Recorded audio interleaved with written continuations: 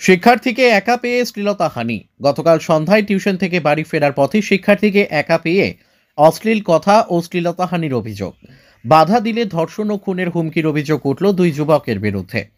খড়িবাড়ির প্রেতা জোতের ঘটনা ঘিরে চাঞ্চল্য।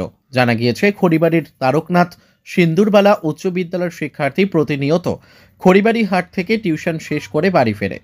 গতকাল একলা অবস্থায় বাড়ি ফেরার পথে দুই যুবক শ্লীলতাহানি করে বলে অভিযোগ।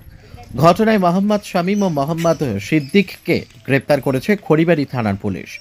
ধৃতদের আজ শিলিগুড়ি মহকুমা আদালতে তোলা হয়েছে। গোটা ঘটনায় কঠোর শাস্তির দাবি নির্যাতিতা ও তার পরিবারের সদস্যদের। Bureau report, news today India. Tuition থেকে আসতেছিলাম, দুটো ছেলে আমার পিছনে আসতেছিল, অনেকক্ষণ ধরে পারতেছিল, তো আমার গায়ের উপর পড়ে যায়, আমার হাত ধরে টানটানি করার মতো অবস্থা চলে আসে। ওরা চাচ্ছিল, ওরা আমাকে এটা থ্রেট দিচ্ছিল, আমার নাকি রেপ করবে, আমার নাকি মার্ডার করবে। আমি যে রাস্তা দিয়ে বাড়ি আসি, ওই বাড়ির রাস্তা আমার নাকি হাঁটতে দেবে না, এমন অবস্থা। আর ছেলেগুলো পারতেছিল, তো আমাকে টাইনে তখনই নিয়ে চলে যায়। এমনভাবে আর কি, আমাকে থ্রেট দেওয়া হয় যে আমি মানসিক চাপে চলে যাই। ওদের কথা শুনে আর আমার প্রচুর ভয় পেয়ে গিয়েছিলাম। অনেকক্ষণ ধরে ওরা আমার পিছনে তাড়া করতেছিল আমাকে। এমনকি ওরা বারবার এক কথাই বলতেছিল আমার নাকি রেপ করবে, আমার নাকি মার্ডার করবে, আমার মান সম্মান কিছু রাখবে না, এই রাস্তা দিয়ে আমি যাওয়ার আর কোনো যোগ্যতা থাকবে না। বারবার এক কথা বলেই যাচ্ছিল ছেলেগুলো। আর এমনভাবে তারা করতেছিল আমাকে, ওরা তখনই যদি ফাঁকা পাইতো তাহলে তখনই আমার হয়তো রেপ হয়ে যাইতো। এইটাই হয়েছিল আমার সাথে। কয়জন ছিল ছেলেগুলো দুজন ছিল। এর আগেও কি তোমার পিছু ধাওয়া নিয়েছিল তারা? না, কখনোই না। ছেলেগুলোর সঙ্গে কোনো চেনা জানা বা কোথাও দেখেছো এর আগেও? না, সেরকম ভাবে কোনোদিন চিনিও না, দেখিও নি। হঠাৎ ফাঁকা আসতে কখন হয়েছিল? সন্ধ্যার সময়? হ্যাঁ, সন্ধ্যা 5:30টায়। এখন কি চাইছো তুমি? এখন আমি জাস্টিস চাচ্ছি, কঠোর শাস্তি হতো। হ্যাঁ। গতকাল ঘটনা যেটা ঘটেছিল, তো আমি ছিলাম না, আমি একটু বাইরে ছিলাম। থাকা সত্ত্বে রাত্রেবেলা সন্ধ্যা 6টা-7টার দিকে আমার কাছে ফোন আসলো। হ্যাঁ, তো আমি তো অতটা মোবাইল বা ঘড়ির টাইমটা দেখিনি।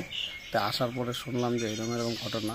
আমার এই ভাস্তি ছিল, কিছু ছেলে আছে দুষ্কৃতীদের মতো, তাণ্ডব করে, তারা কি নোংরা ভাষায় কথা বলছে, গালাগালি করছে এবং ওর পিছনে ধাওয়া করছে।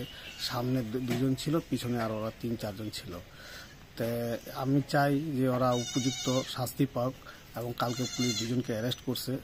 হ্যাঁ, তাই আরও বাকি যারা আছে তাদেরকেও খুঁজে বের করুক। এরকম করলে বাচ্চা কাচ্চারা যাওয়া আসা করবে রাস্তা দিয়ে, যদি এরকম করে তো কীভাবে আমরা বাচ্চাদের সুরক্ষিত রাখবো এবং পড়াশোনা করবে, কখনো সন্ধ্যাবেলা যাবে, রাত্রেবেলা যাবে, আসবে। আমাদের তো এইটাই, যার প্রত্যেকে সকলের মা ভাই বোন আছে, যে সমাজে চলে, এবং আমাদের সবাইকে নিজের মনে করে দেখতে হবে, ওইভাবে চলতে হবে। কিন্তু এইরকম যদি তাণ্ডব করে, তো আমরা বাচ্চা কাচ্চা কীভাবে সুরক্ষিত রাখবো, কীভাবে পড়াশোনা করাবো, কী করে আমরা আগে যাব, আমাদের এই ভাবনা। তাই এই বলে আমার ভাস্তির সঙ্গে কথা হয়েছে আপনার? হ্যাঁ, ভাস্তির সাথে কথা হয়েছে। ওর কথা জানতে পেরে আমাকে খুব খারাপ লেগেছে।